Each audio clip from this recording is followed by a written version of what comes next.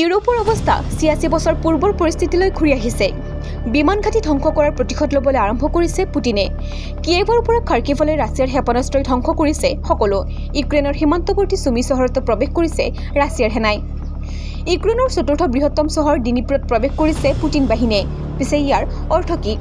ইউক্ৰেইনৰ সীমান্তৱৰ্তী অঞ্চলৰ ডনেটস্ক আৰু লুহানস্ক অঞ্চলত ৰাছিয়াৰ সেনাই প্ৰৱেশ কৰিছে। ইফালে ইউক্ৰেইনৰ বাকী অংশতো চলাই গৈছে বিমান আক্ৰমণ। পূব ইউক্ৰেইনৰ বাহিৰে ৰাছিয়াৰ সেনাই আন ক'তো ভৰি দিয়া নাই। ডিনিপ্ৰ এতিয়াও দখল কৰিব পৰা নাই। কিন্তু ক্ৰেমলিনৰ কৌশল দেখি পশ্চিমীয়া বিশ্বই ভাবিবলৈ বাধ্য হৈছে যে পুটিনে নিজৰ পৰিকল্পনা সলনি কৰিছে নেকি। এতিয়া তেওঁ কিয়েভত স্থল উদ্ভাৱনৰ কথা ভাবিছে নেকি। বহুতে এইটোও ভাবিবলৈ আৰম্ভ কৰিছে যে ইউক্ৰেইনৰ প্ৰতিৰোধৰ ক্ষমতা অন্ত পৰিব।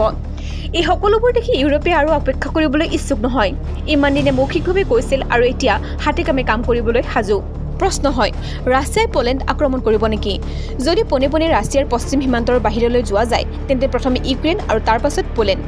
এই দেশখনে দীৰ্ঘদিন ধৰি পুটিনৰ লক্ষ্য হৈ আহিছে ৰাছিয়াৰ মিত্ৰ দেশ বেলাৰুছৰ সৈতে পোলেণ্ডৰ সীমাভাগ।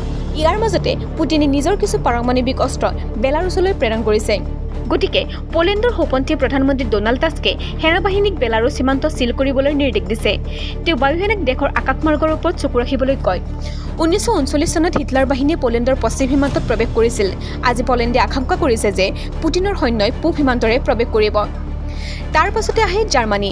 এই দেশখনে আৰম্ভণিৰে পৰাই জেলেনস্কিক অস্ত্ৰ শস্ত্ৰৰ যোগান ধৰি আহিছে। কিছুদিন পূৰ্বে জাৰ্মানীৰ নতুন চেঞ্চেলাৰ ফ্ৰেডৰিক মেৰ্জে কৈছিল যে তেওঁ ইউক্ৰেইনক দীৰ্ঘ দূৰত্বৰ ক্ষেপণাস্ত্ৰ দিব। সেয়েহে বাৰ্লিনৰ আশংকা যে যিকোনো সময়তে ৰাছিয়াৰ ক্ষেপণাস্ত্ৰই দেশত আঘাত কৰিব পাৰে। জাৰ্মানীয়ে ইতিমধ্যে আৰম্ভ কৰিছে প্ৰস্তুতি। জাৰ্মান প্ৰশাসনে মাটিৰ তলত নিৰ্মাণ কৰিছে বাংকাৰ। জাৰ্মানীৰ federal office of civil protection and disaster এছিষ্টেণ্টে জনোৱা মতে তেওঁলোকে দেশখনত প্ৰায় 2000টা বাংকাৰ নিৰ্মাণ কৰিছে। মাটিৰ তলত 4 লাখ লোকক উলিয়াই নিয়াৰ বাবে আন্তঃগাঁথনি আছে। ইউৰোপৰ পৰিস্থিতি এতিয়া দ্বিতীয় বিশ্বযুদ্ধ আৰম্ভ হোৱাৰ আগৰ দৰেই। ইয়াৰ আচল অৰ্থ তৃতীয় বিশ্বযুদ্ধৰ ভাবুকি। News desk report, TV nine Assam digital.